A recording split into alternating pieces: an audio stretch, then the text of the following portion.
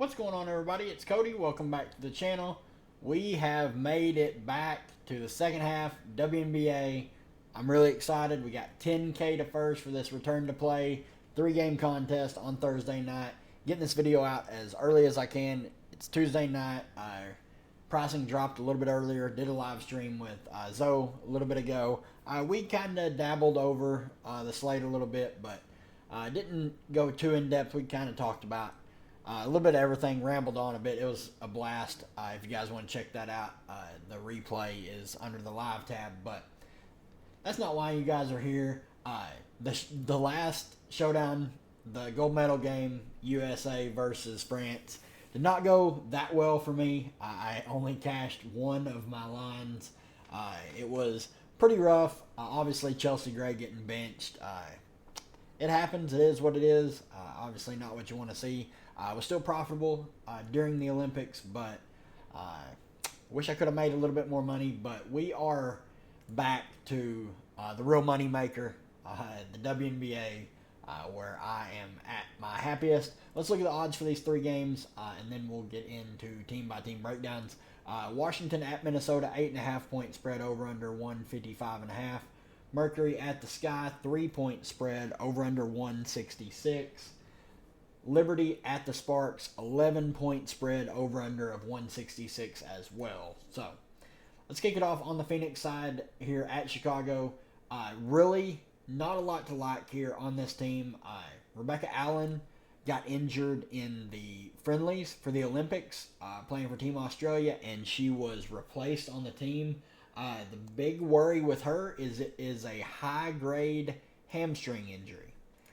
I do not expect her to play, so if she doesn't, Sophie's going to enter the starting lineup, but at 7,100, really hard to recommend getting to her. I have some interest in all of the top 4 here. Yes, even DT, 8,600. She's going to have the gold medal buff. Obviously, if people watched the Olympic Games, she was abysmal, like a .35 fantasy point per minute player over there, but she's surrounded by usage monsters there, whereas here, she's going to get to put up as many shots as she wants. I do have some interest in her at that price point.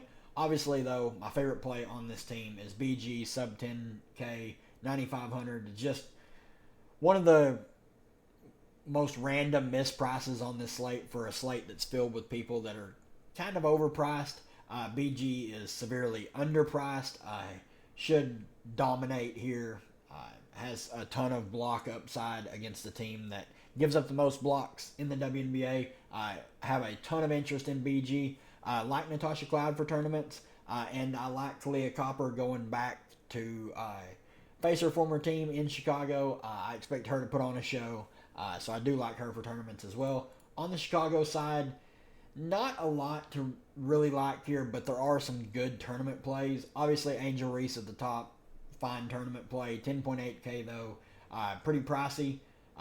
Kennedy Carter should take a ton of shots. She's 9,900, her most expensive price of the season, but she's taken over 20 shots in 5 of the last 6 games, and the one game she didn't was the game that she got randomly benched. So I have a lot of interest in Kennedy Carter. She's going to have to just be the do-it-all on this offense going forward with Mabry gone. Camila Cardoso, just worried about her minutes. She's played like 20 minutes in 2 of the last 5 games. If she gets extended and stays out of foul trouble, I don't mind her as a tournament play. Lindsay Allen, her minutes should be pretty secure at 6,500. She should play high 20s minutes. Just not the best fantasy point per minute player. Izzy Harrison at 6K, just a stay away from me at that price point. Just not confident that she's going to get enough run. They did mention that Teaspoon said that Wnba will get the start. So at 4K, I imagine she is going to be very, very chalky and one of the most owned plays of the slate. You can play her. I don't mind her. She's not the best fantasy point per minute player, but should play a decent amount of minutes, assuming that she's playing decent. So don't mind her. I kind of like Rachel Banham as a direct pivot off of her though for $400 less, not 4,000. She's a good 3-point shooter. If you look, it says against Connecticut. That is not the game against Connecticut. They do it like this is the game against Phoenix, where she played 23 minutes, shot 8 of 11 from 3, and absolutely went off. Phoenix does give up the 3 ball, so I don't mind taking shots on her in large field tournaments.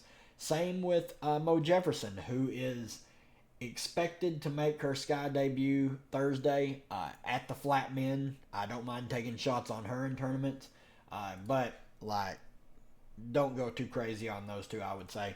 On the Washington side, really short and simple. All these plays are pretty priced up, like Atkins over 9K. It's a brutal matchup. They're facing the best defense in the WNBA, and almost all their players are priced up from when Sykes and Samuelson and Austin were out. All 3 are back in now. Those are my 3 favorite plays in this team. Not a lot of interest in Carly Samuelson. Most of my interest lies in Brittany Sykes, who was not given an official minutes restriction, but I would expect her to be limited in some capacity, maybe play like 24, 25 minutes. She can absolutely smash that price in 24, 25 minutes, so I do have interest in her. Then Shakira Austin just seems entirely too cheap at 5,500. She's going to play right around 20 minutes. She's a good fantasy point per minute player, and they want to run the offense through her when she's on the floor, so I have a lot of interest in her at that price point, and I do think Sykes makes for a good tournament play at that price point. Everyone else, though, Atkins just too pricey.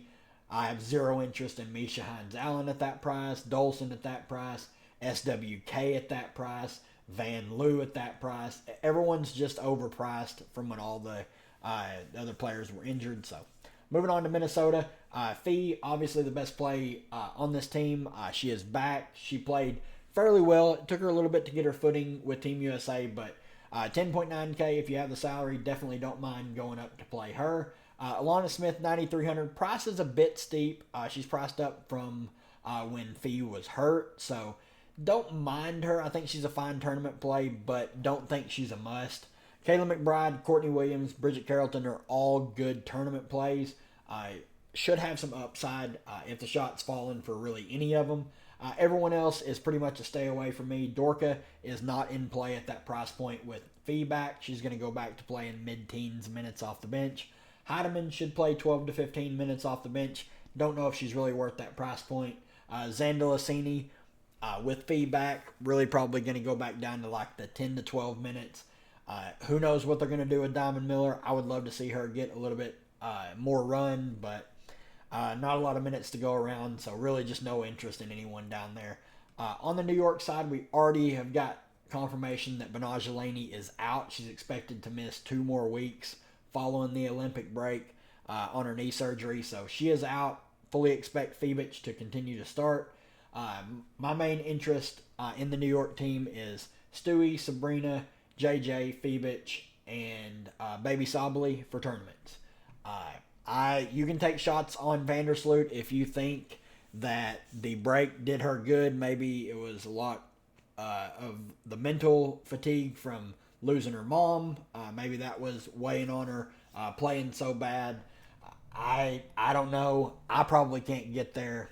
I'm not making a bunch of lineups, but if you're making 20 or so lineups, I think you can play her in a couple.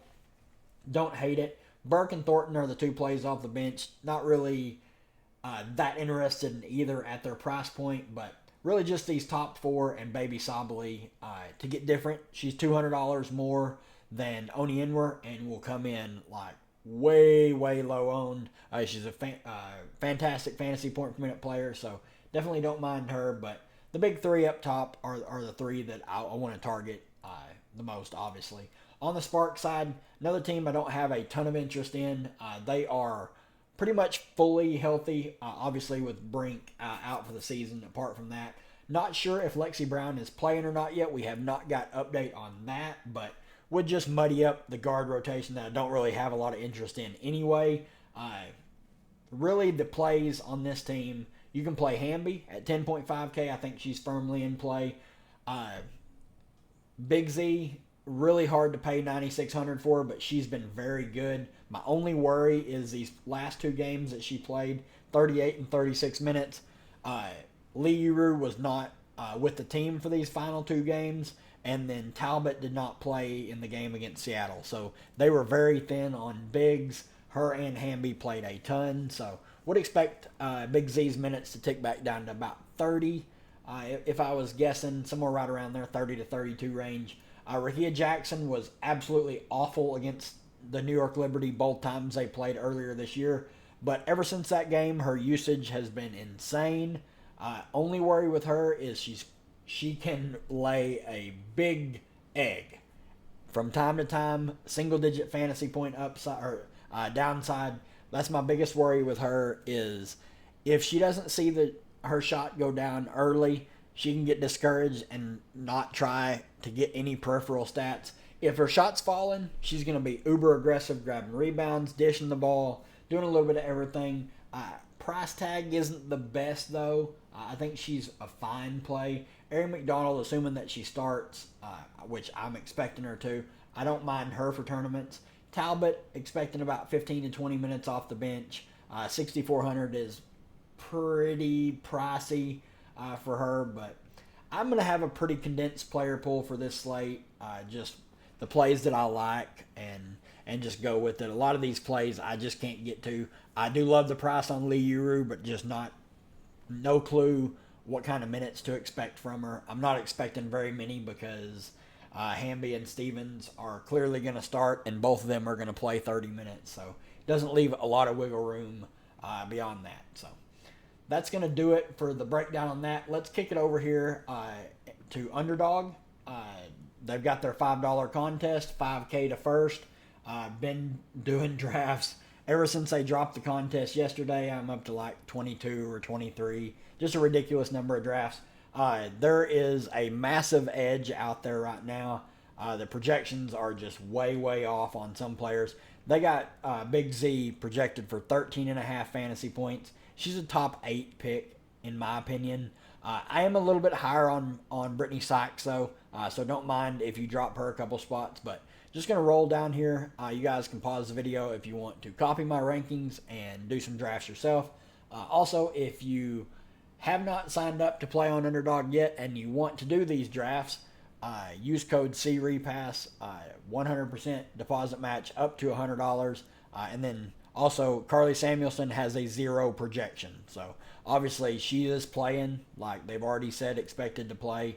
They just updated Leonie Fibich. She was at 5.1 projection for the longest time. They finally updated it where now you've got Benaja Laney with a 0 projection. She had a 27-point projection and was getting drafted in every draft I was doing. Meanwhile, I was taking Leonie Fibich in the 6th round practically free. So there's definitely an edge. I would definitely recommend hopping in the Discord. I post my rankings in there as soon as the drafts drop and I get them all built up.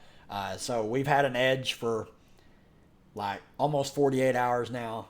It's been just a blast. I love doing these Underdog drafts, but good luck to everybody. And we'll see you guys in the stream Thursday night, live before lock. Hit the like button on the video. It really helps out the channel grow. We're still on the road to 500 subscribers. Hit the subscribe button. Content rolling out every day. Good luck to you all, and we'll see you in the live stream.